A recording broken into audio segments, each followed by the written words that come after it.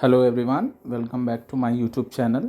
इस वीडियो में हम क्या डिस्कस करने वाले हैं, taxability of capital gains on stocks. मतलब शेयर मार्केट में जो भी ट्रेडिंग्स होती हैं, लाइक शेयर्स, इक्विटीज़ जो बेचे जाते हैं, एंड म्यूचुअल फंड्स की ट्रांजैक्शंस होती हैं, एंड जो भी शॉर्ट टर्म्स हैं, लॉन्ग टर्म है, तो मतलब बेसिकली वो एस्पेक्ट देखने वाले हैं। अगर आप शेयर मार्केट में ट्रेड कर रहे होंगे तो आपको इस वीडियो से बहुत ही यूज़फुल होगा कि मतलब उसका टैक्स कैसे कैलकुलेट होगा, या लॉसेस होंगे तो क्या इम्पैक्ट होगा आपके इनकम टैक्स रिटर्न में। तो हम इस वीडियो में वो डिस्कस करने वाले हैं। तो सबसे पहले जैसा कि मैंने लास्ट वीडियो में डिस्क्राइब किया था, अगर आपने नहीं देखा तो you can go and back to watch that video, जहाँ पे आप ये आइडेंटिफाई कर पाएंगे कि शेयर्स में शॉर्ट टर्म गेन्स क्या होते हैं, long term gain and loss क्या होते हैं। इन सिंपल वर्ड में बोलना चाहूँगा कि शॉर्ट टर्म वो हुआ जो हम विद इन 1 ईयर होल्ड कर देते हैं from equity point of view, equity या mutual fund equity oriented. And long term वो हुआ जो हम more than 1 year, after more than 1 year हम होल्ड करते हैं, तो लॉन्ग टर्म कंसिडर करते हैं। अब हम इसमें टैक्सेबिलिटी का एंगल देखेंगे कि मतलब ये टैक्स कैसे कंसिडर्ड होता है। यहाँ पे जो डेफिनेशन है 1 ईयर्स का, ये only for equity and equity oriented mutual funds के लिए। अगर ये डेट है या डेट ओरिएंटेड म्यूचुअल फंड है तो वहाँ पे ये डेफिनेशंस नहीं है कि विद इन 1 ईयर। वहाँ पे लॉन्ग टर्म आपका कंसिडर्ड होगा आफ्टर 36 मंथ्स जो डेट्स का है, एंड शॉर्ट टर्म आपका कंसिडर्ड होगा बिफोर 36 मंथ्स। ये डेट का मैं बोल रहा हूँ, जो डेट ओरिएंटेड म्यूचुअल फंड्स होते हैं या डेट उनके रिलेटेड उनका क्लासिफिकेशन कि उन पे लॉन्ग टर्म लगेगा या शॉर्ट टर्म। तो सिंपली मैं आपको बताना चाहूँगा, अगर आपने कोई इक्विटी और डेट, मतलब मोस्टली मैंने जो ऑब्जर्व किया है कि लोग इक्विटी में ट्रेड करते हैं या इक्विटी ओरिएंटेड म्यूचुअल फंड्स में, और अवॉइड करते हैं लोग लिक्विड म्यूचुअल फंड्स में जिसमें combination of debt and equity हो। So those avoid. अगर आप इक्विटी ओरिएंटेड करते हैं तो सिंपली उसमें कुछ नहीं करना। अगर आपका लेस देन 1 ईयर में होल्ड किया आपने, या म्यूचुअल फंड्स है या शेयर्स है, तो उस पर शॉर्ट टर्म कैपिटल गेन लगता है जो कि 15% लगता है अगर आपको प्रॉफिट हुआ है तो, और लॉस हुआ है तो आपका कैरी फॉरवर्ड होगा लॉस। और अदरवाइज वो सेट ऑफ हो सकता है within a same year अगर आपको लॉन्ग टर्म कैपिटल गेन में लॉन्ग टर्म कैपिटल गेन हुआ है उसके अगेंस्ट हो सकता है। And now coming back to the long term में अगर इक्विटी का कब होता है, जब हम आफ्टर 1 ईयर होल्ड करते हैं।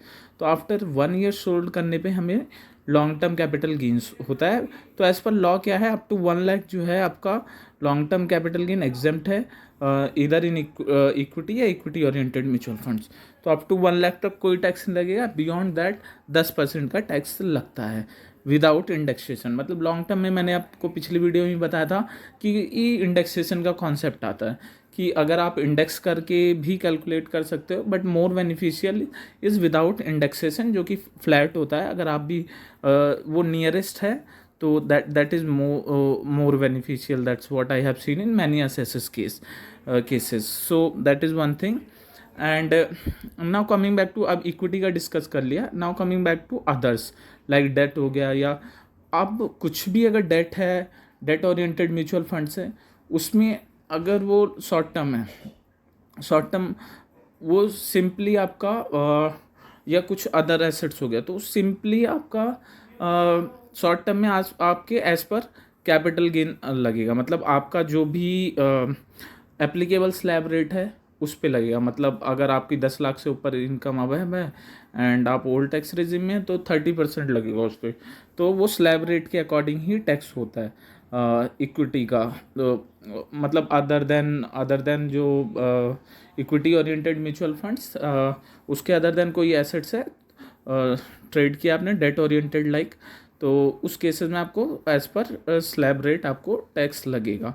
And now coming back to the long term के केस में suppose non equity oriented fund को कैसे ट्रेड किया जाएगा। इसका एक डेफिनेशन भी है सिंपल, कि अगर किसी को हम इक्विटी ओरिएंटेड म्यूचुअल फंड्स कैसे, इक्विटी ओरिएंटेड म्यूचुअल फंड कैसे कंसिडर करते हैं, अगर उस पर 65% पोर्सन अगर हम इनने इक्विटी में इन्वेस्ट किया है तो हम इक्विटी ओरिएंटेड, अदरवाइज हम उसको नॉन इक्विटी ओरिएंटेड बोलते हैं। तो अब coming back to the non equity oriented या फंड के बारे में, हम उसकी टैक्सेबिलिटी कैसे होगी। उसकी टैक्सेबिलिटी के लिए सिंपल आपको कुछ नहीं करना है, आपका दो ऑप्शंस हैं यहाँ पे आपके, कि आप 20% फ्लैट, या तो आप इंडेक्सेशन का बेनिफिट ले लो, जैसे मैंने एक्सप्लेन किया था पिछली वीडियो में इंडेक्सेशन कैसे करते हैं, या आप 20% इंडेक्सेशन बेनिफिट नहीं लेना चाहते हो तो आपके पास एक अदर ऑप्शन भी दे रखा है यहाँ पे, कि आपको 10% दे दो विदाउट इंडेक्सेशन। मतलब सिमिलर टू आप सेल, मान लो कोई डेट ओरिएंटेड फंड में किया आपने 1 लाख, एंड आफ्टर 3 ईयर्स उसको आप सोल्ड कर रहे हो, लॉन्ग टर्म गेन ही हुआ उस पर, तो उसके बाद जो है आफ्टर 3 ईयर्स होल्ड करो तो लॉन्ग टर्म कैपिटल गेन हुआ उस पर, एंड आपको सपोज करो वो आपने 1,20,000 का बेचा, तो उस केस में आपको जो 1 लाख की लिमिट है जो वो है, वो सिर्फ इक्विटी ओरिएंटेड म्यूचुअल फंड में, डेट ओरिएंटेड में नहीं है। एंड देन आपको वो 20,000 रुपये पे सेल कंसिडरेशन 1,20,000, परचेस आपने 1 लाख, तो 20,000 आपका टैक्सेबल हुआ। एंड जो 20,000 पे आपके पास दो ऑप्शन, 20,000 पे आप 10% टैक्स दे दो which is 2,000, and other option कि आप सेल प्राइस आपने 1,20,000 का बेचा, एंड देन इंडेक्सेशन कर लो उस 1 लाख को, मान लो 3 साल पहले उसकी वैल्यू आज क्या होगी, आज के दिन उसकी सपोज करो वैल्यू होगी 1,15,000 हुई, just as per the indexation law prescribe by the government. तो वो मैंने पिछली वीडियो में भी बताया था कि इंडेक्सेशन कैसे करते हैं। तो आप फिर आपका नेट कॉस्ट आ गया 5,000, on that tax will be coming to 20%। तो वो आपको चेक करना होगा कि which is more beneficial in your case. अगर नॉन इक्विटी ओरिएंटेड फंड है तो उसके अकॉर्डिंग ही कैलकुलेशन करना होगा। तो बेसिकली स्टॉक्स मार्केट में अभी फ्यूचर एंड ऑप्शंस हैं एंड ऑल दीज थिंग्स, उसका ट्रेडिंग कैसे होता है बेसिकली इसमें, इस वीडियो में मैंने वो कवर करने का कोशिश किया है। जो आप short term trading, positional trading करते हैं या लॉन्ग टर्म करते हैं, इक्विटी या डेट ओरिएंटेड। एंड इसमें एक और एस्पेक्ट है जो कि मैं नटसेल में आगे की वीडियोज़ में बताऊँगा, कि जैसे आपने लॉन्ग टर्म में जो भी एसेट्स आपकी, जो भी आप शेयर्स होल्ड करते हो, ये कम लोगों को पता है, तो उस पर देर इज़ एन ऑप्शन कि आप उसको एक प्रॉपर्टी खरीद के उस पर एग्जेम्पशन क्लेम कर लो, मतलब आपका वो टैक्स नील हो जाएगा। तो गवर्नमेंट ने ऐसे ऑप्शंस भी दे रखे हैं।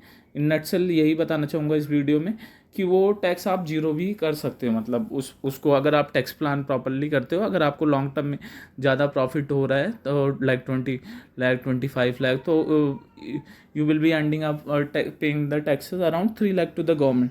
तो instead of that what you can plan how to reduce the taxes in that cases.